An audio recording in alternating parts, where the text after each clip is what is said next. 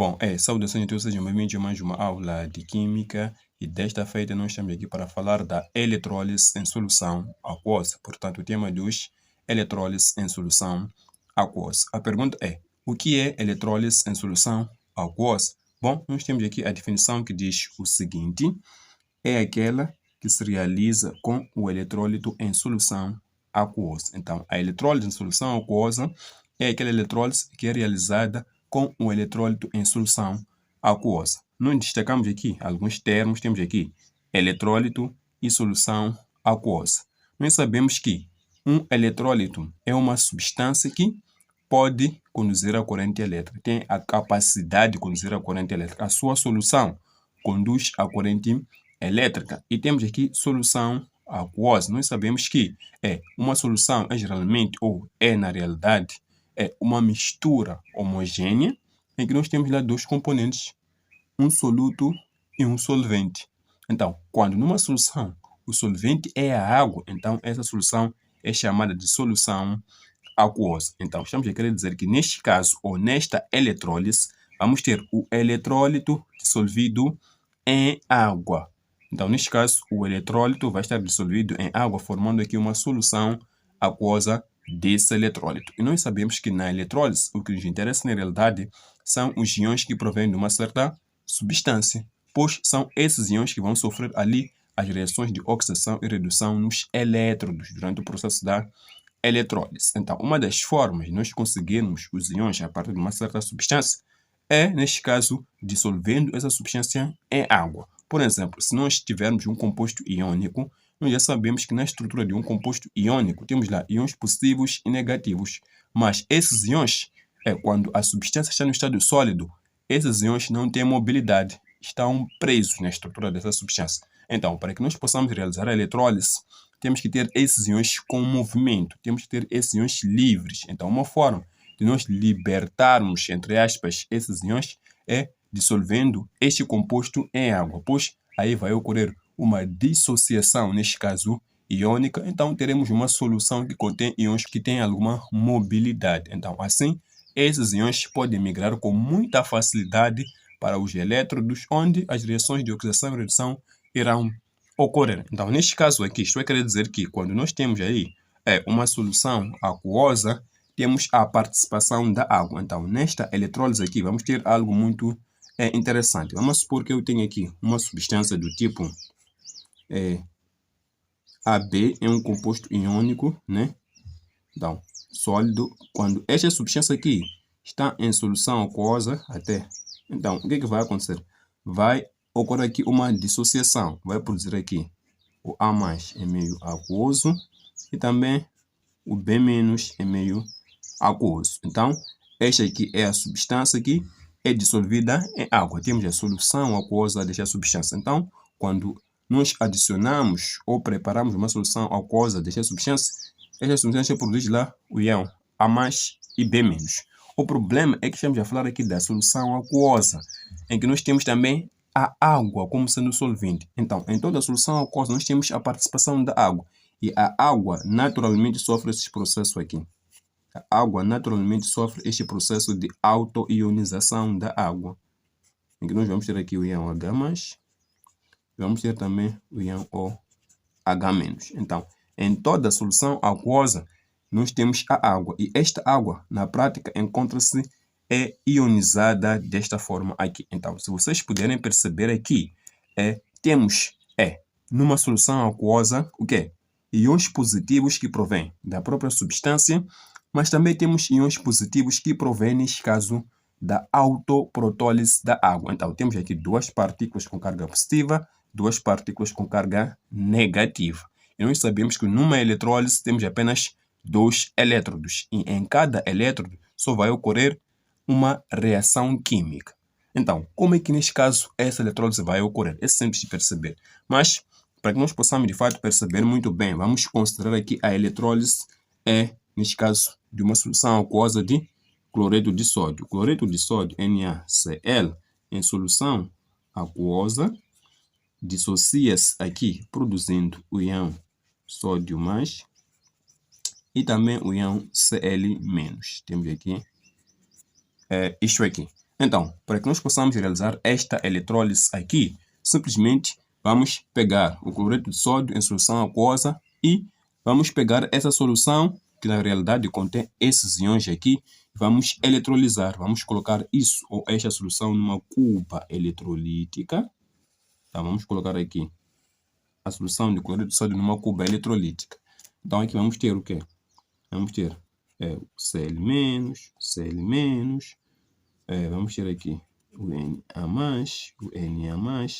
Só que aqui há alguma coisa. Se é uma solução aquosa, além, neste caso, desses íons que provêm da dissociação da própria substância, temos também os íons que provêm da autoprotólise da água.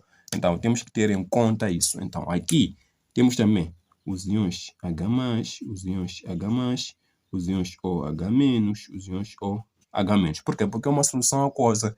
Temos aqui a participação da água e a água naturalmente sofre este processo.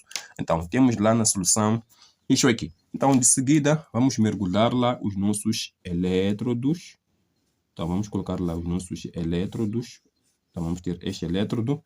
E esses elétrons aqui estão ligados a uma fonte que gera corrente elétrica, uma bateria ou uma pilha, neste caso, né?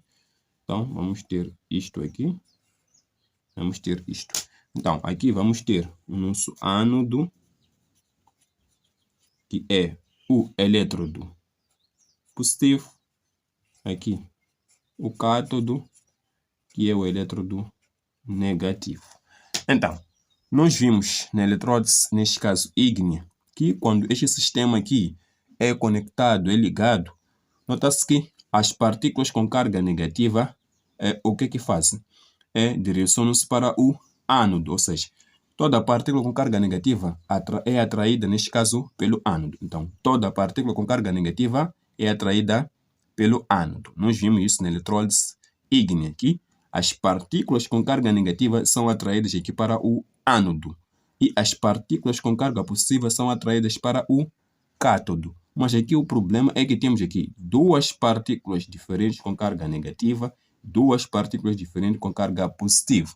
Mas aqui, no elétrodo, apenas uma dessas partículas é que pode reagir. Então a pergunta é: qual das espécies tem prioridade? Notem aqui, temos aqui Cl- ou H-.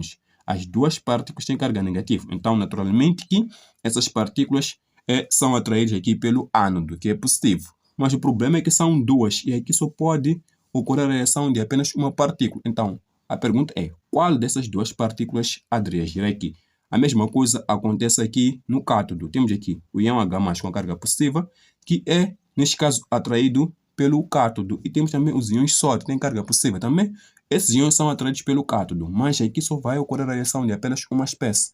E qual é essa espécie? Como é que nós vamos saber disso?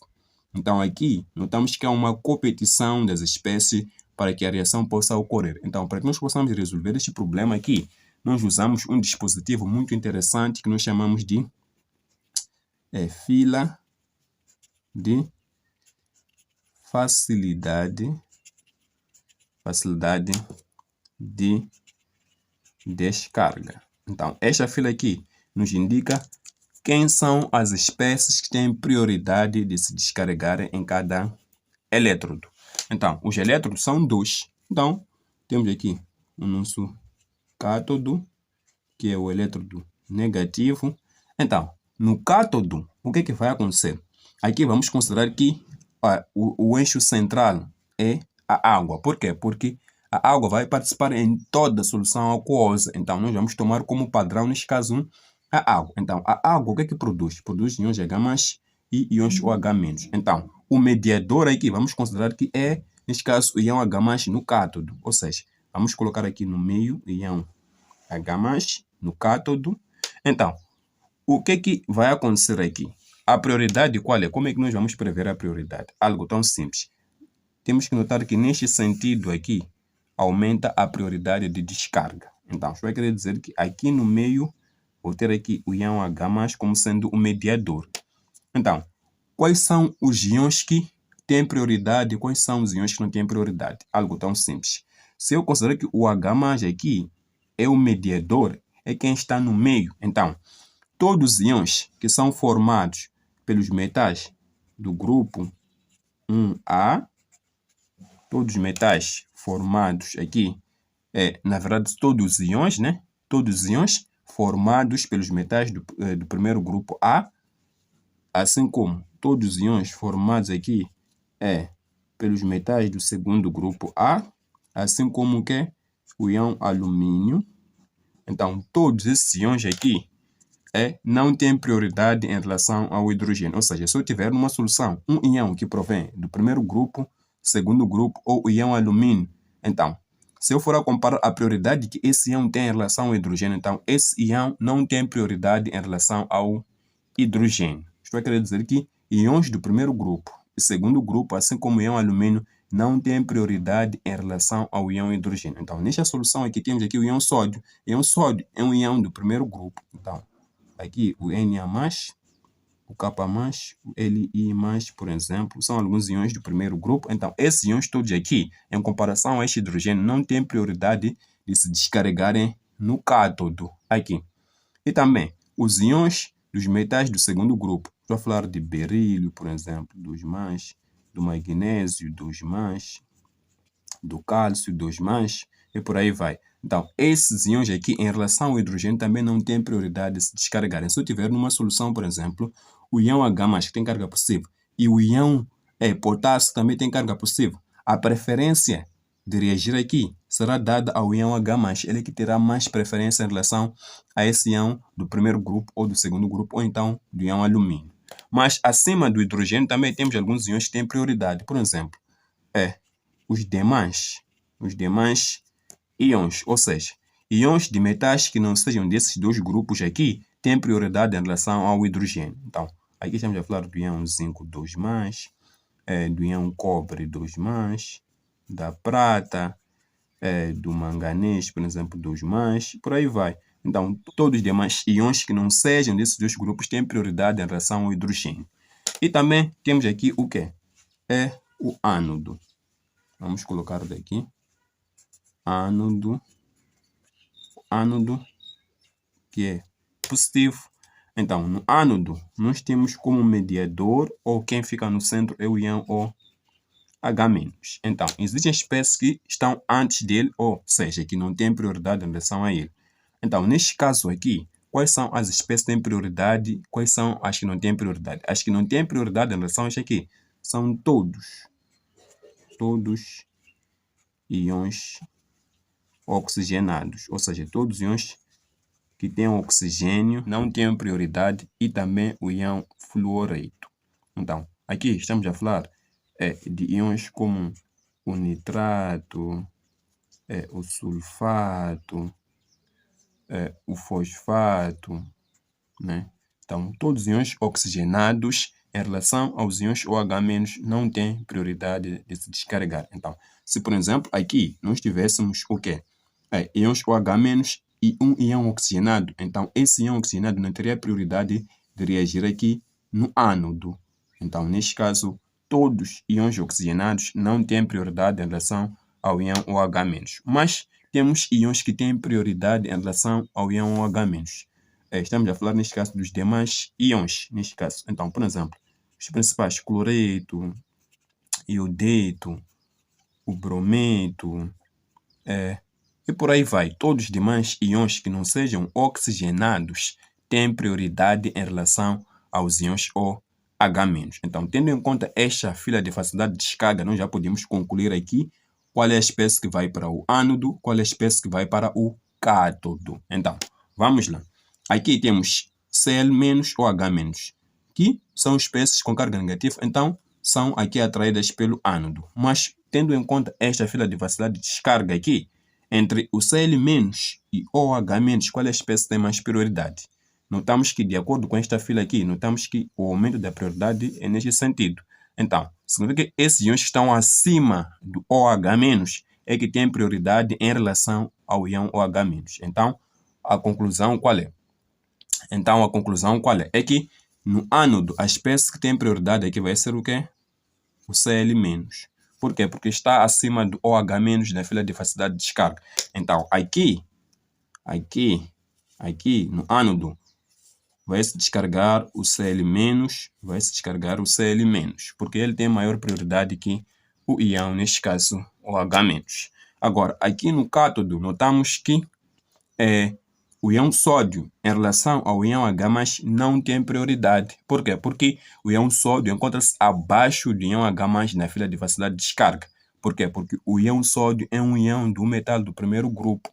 E todos os íons dos metais do primeiro e segundo grupo, e íon alumínio, não têm prioridade em relação ao hidrogênio. Então, aqui notamos que o íon sódio não vai reagir aqui. Então, quem tem prioridade aqui vai ser o íon H+, que vai para o cátodo. O íon H+, que vai para o cátodo. Então, tendo em conta isso aqui, já podemos prever quais são as reações que vão ocorrer.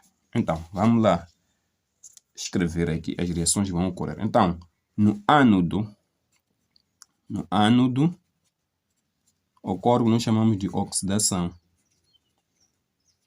E quem vai reagir no ânodo aqui vai ser o cloreto. Então, o cloreto vai se oxidar formando o gás cloro e libertar 2 eletrões, acertando. E no cátodo, onde ocorre a redução,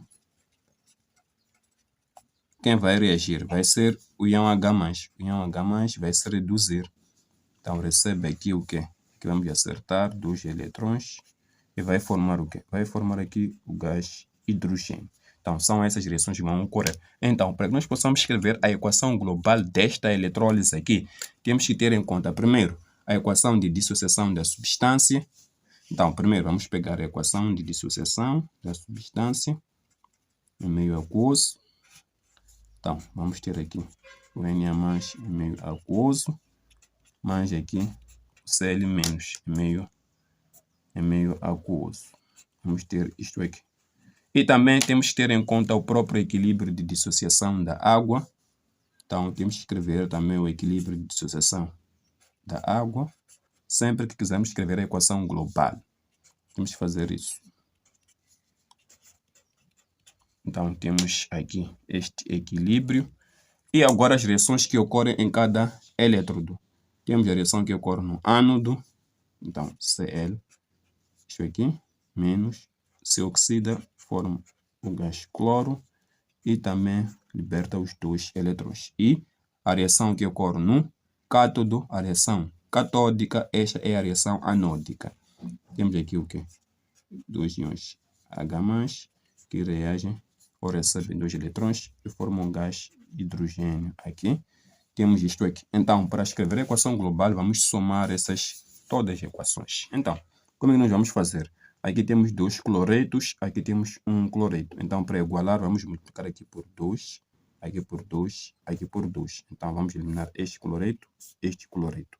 Aqui temos um íon H+, aqui 2 íons H+. Então, para igualar, multiplicamos aqui por 2, por 2, por 2. Eliminamos aqui 2 eletrões, 2 eletrões.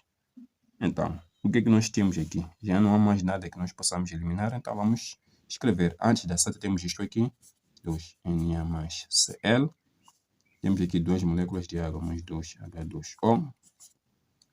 Depois temos a seta. O que é que nós temos depois da seta? 2 íons sódio. Temos também o quê? 2 íons OH-. Mais o quê? Temos aqui o cloro gasoso. Temos o hidrogênio gasoso. Mas isto aqui é mesmo dizer o quê? Isto aqui. Então, o meio vai ser básico. Então, a equação final vai ser esta aqui. Mais 2H2O. 2 aqui NaOH. Mais aqui Cl2 gasoso. Mais o gás hidrogênio. Então, esta aqui é a equação global desta eletrólise. Os produtos são esses aqui. Então, vejam aqui que na eletrólise da solução aquosa do cloreto de sódio, os produtos são diferentes da eletrólise ígnea deste mesmo sal. Então, em termos gerais, é isso aqui que nós queremos trazer acerca desta eletrólise. Mas antes de terminarmos, queria trazer aqui alguma informação muito importante que te vai ajudar na eletrólise de solução aquosa sempre que o íon OH- se oxidar. Qual é a equação de oxidação do íon OH-? É esta aqui. Decora esta equação de oxidação do íon OH-, vai produzir água, vai produzir aqui oxigênio e 2 eletrões. Então, sempre que quiser escrever a equação de oxidação do íon OH-, recorde-se que este aqui. 2 íons OH- se oxidam, formam água, meia mole de oxigênio e libertam 2 eletrões. Então, em termos gerais, era justamente isto aqui que nós queremos trazer aqui acerca da eletrólise em solução aquosa e até a próxima aula.